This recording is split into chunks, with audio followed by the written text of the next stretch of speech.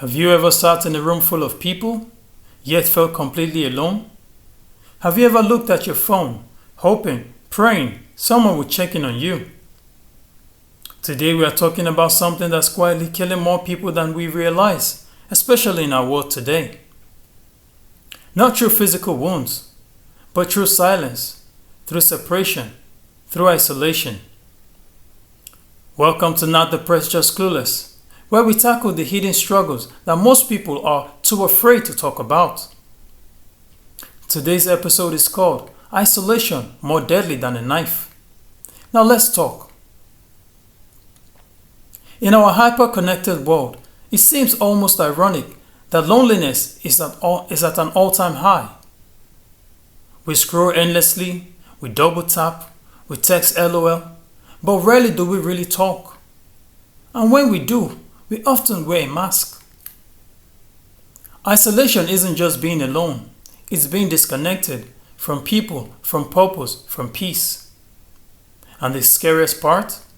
You don't even realize it's killing you until it already has. Studies show that prolonged isolation can have the same impact or mortality as smoking 15 cigarettes a day. Just think about that. Now let's break this down, not just from a scientific lens, but a spiritual, physical, and moral one.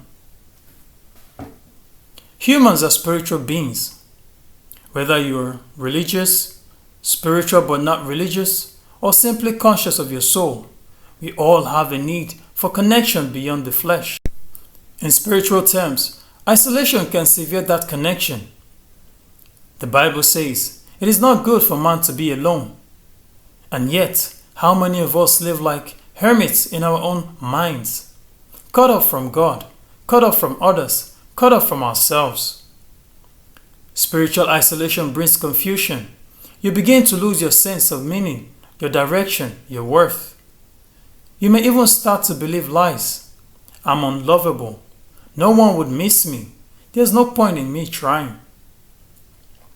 These lies take root when we have no one to challenge them. We become echo chambers of our own despair. Unchecked spiritual isolation leads to a breakdown of faith, hope, and identity. And when that's gone, what's left? Now let's talk about the body. Isolation doesn't just live in the mind, it wrecks the body. When you are alone for too long, your body enters a state of prolonged stress. Your cortisol level rises, your immune system weakened, sleep becomes irregular, your heart suffers, your brain function declines. Recent studies link social isolation to an increased risk of dementia, heart disease, obesity, stroke, and even early death. And let's not forget the link between isolation and addiction. When there's no one to talk to, people turn to substances to fill that void, like alcohol, drugs, pornography, food, even excessive social media becomes a digital drug.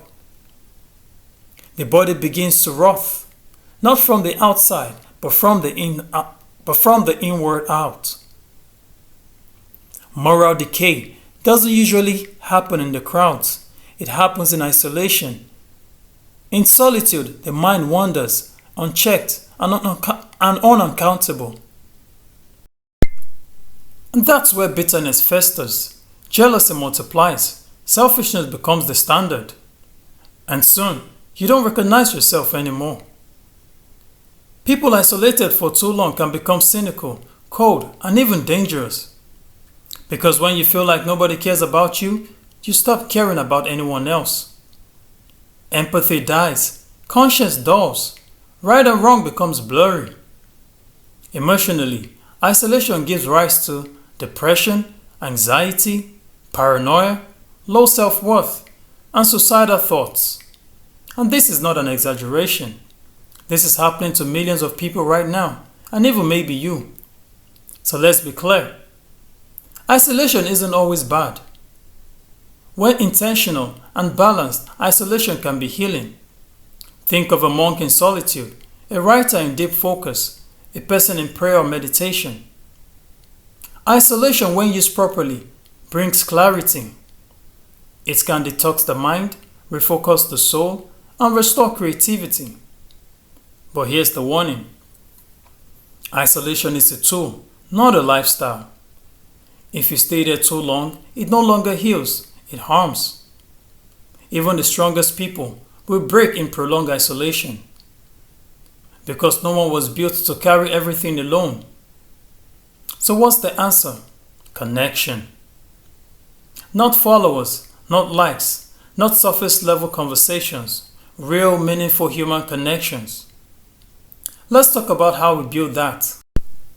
Vulnerability is scary, yes I know, but it's the birthplace of connection. Say, I am not okay.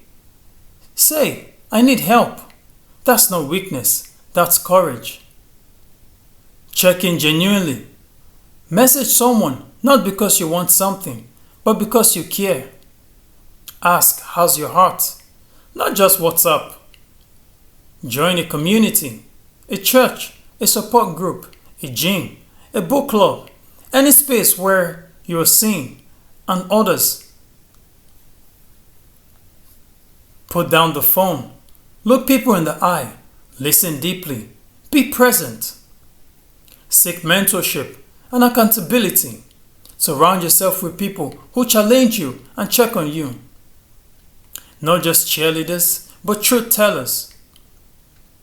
Isolation is more deadly than a knife because it doesn't leave visible scars. It kills slowly, silently. But it doesn't have to win. You are not meant to walk through life alone.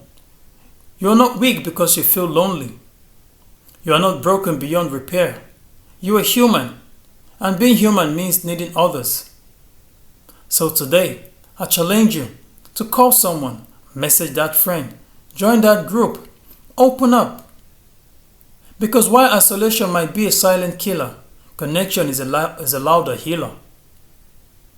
And that healing starts with one honest conversation. You've been listening to Not Depressed, Just Clueless. If this video helped you, share it with someone who needs to hear it today. Leave a comment below and let me know how you have been coping with your isolation. Please do subscribe to my YouTube channel. And remember, you are not alone. You are not crazy. You are just human, and that's okay. Until next time, stay grounded, stay connected, and stay hopeful. God bless you. I'll see you in my next video. Bye.